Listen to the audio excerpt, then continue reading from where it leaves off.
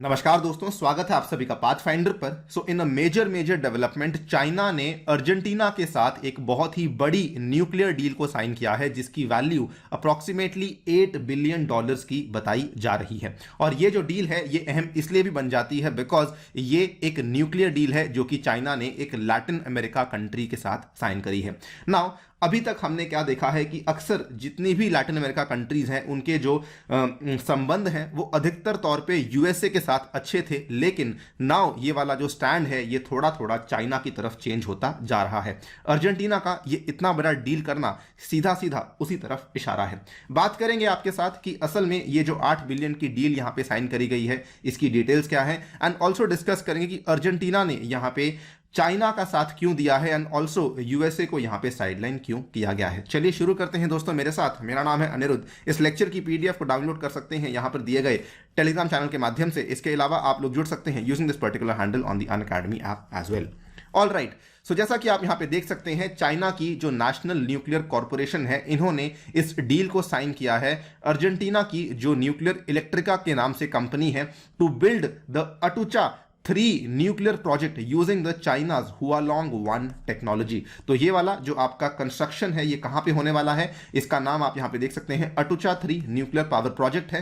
And most importantly इसमें जो technique का इस्तेमाल किया जाएगा ये चाइना की जो द्वारा बनाई गई हुआलोंग 1 टेक्नोलॉजी है इसके द्वारा इसका यहाँ पे डेवलपमेंट किया जाने वाला है। जो हुआलोंग 1 टेक्नोलॉजी है ये चाइना के द्वारा खुद के द्वारा बनाई गई एक टेक्नोलॉजी है जिसके माध्यम से चाइना 3rd जनरेशन के प्रेशराइज्ड हैवी वाटर रिएक्टर्स बनाने में सक्षम हो चुकी है। और इनफैक्ट इसी पर्टिकुलर टेक्नोलॉजी का इस्तेमाल करते हुए चाइना ऑलरेडी अपने देश के अंदर भी एक रिएक्टर को जो है यूज करना शुरू कर चुकी है। चाइना के द्वारा ये वाला जो टेक्नोलॉजी था इसको बनाने का मेन कारण यहां पर यह था कि जो ऑलरेडी यूएसए के द्वारा बनाया गया AP1000 है और यूरोप के द्वारा बनाया गया जो प्रेशराइज्ड रिएक्टर टेक्नोलॉजी है इसको किसी ना किसी तरीके से राइवल कर सके। एंड नाउ चाइना के पास इसके फॉरेन यूजर्स भी आने लग चुके हैं। आपके सामने है अर्जेंटीना ने ऑलरेडी इस डील के लिए यहां पे हाँ कर दी है। आप यहां पे देख सकते हैं Atucha 3 project in the past has been reported to be worth up to $8 billion.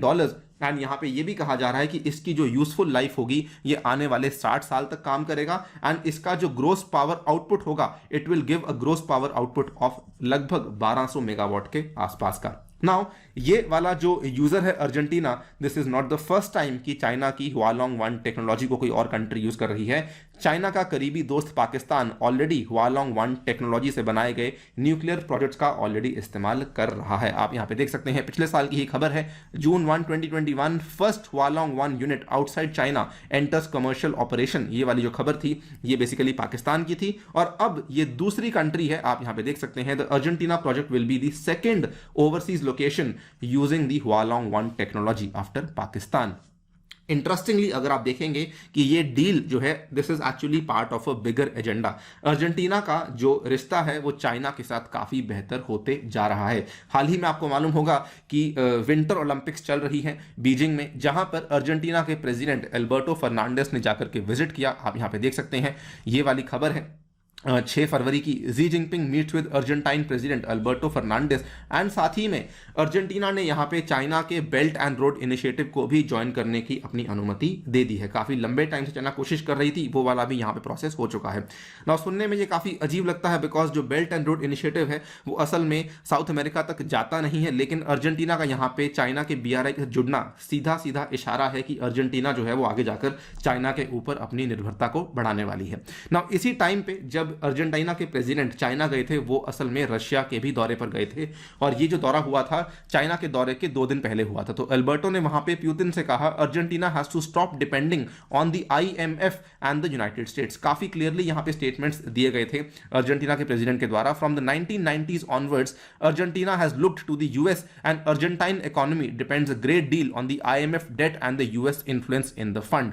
इन्होंने लेकिन अब ये बोल दिया है कि I am determined that Argentina has to stop being dependent on the fund and the United States and here I believe that Russia has an important place. यानी कि क्लियरली यहां पे अर्जेंटीना के प्रेसिडेंट का जो कि आपको बताना चाहूंगा, जो कम्युनिस्ट पॉलिसीज को फॉलो करती है कंट्री आज की डेट में अंडर दिस पर्टिकुलर प्रेसिडेंट, इन्होंने यहां पर कहा है कि हम लोग यूएसए और आईएमएफ के ऊपर अपनी निर्भरता को कम करना चाहते हैं और हम रशिया और चाइना के साथ अपने संबंधों को बढ़ाना चाहते हैं। इस स्टेटमेंट के बाद पुतिन ने भी अर्जेंटीना को हेल किया एज वन ऑफ रशियाज की पार्टनर्स इन लैटिन अमेरिका।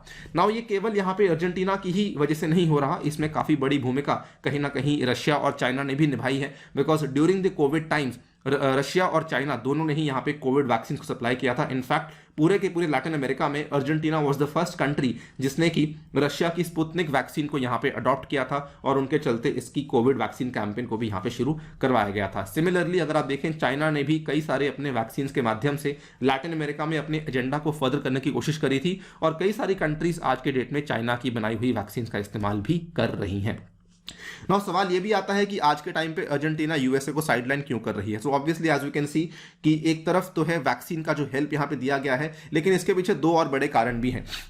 अगर आप देखेंगे, जब डोनाल्ड ट्रंप की यहाँ पे गवर्नमेंट चल रही थी यूएसए में, तो उन्होंने उस टाइम पे ब्राजील और अर्जेंटीना के ऊपर कई सारे टैरिफ्स लगाए थे और ये वाले जो टैरिफ्स थे स्टील और एल्यूमिनियम दोनों के ऊपर लगाए गए थे और दो कंट्रीज ब्राजील और अर्जेंटीना दोनों को ही यहाँ पर इसके माध्यम से झटके दिए गए थे। And because of that factor Argentina काफ़ी यहाँ से दूर जा रहा है यूएसए से। और आज के टाइम पर अगर आप देखेंगे तो अर्जेंटीना की इकोनॉमी में जो इन्फ्लेशन है that has become one of the highest figures, आप यहाँ पे देख सकते हैं 50% की भी इन्फ्लेशन को क्रॉस कर चुका है अर्जेंटीना की कंट्री। एंड उसके चलते जो भी देश आज उसको पैसा देने के लिए तैयार है वो वहीं पर जाकर के अपने हाथ फैला रहा है।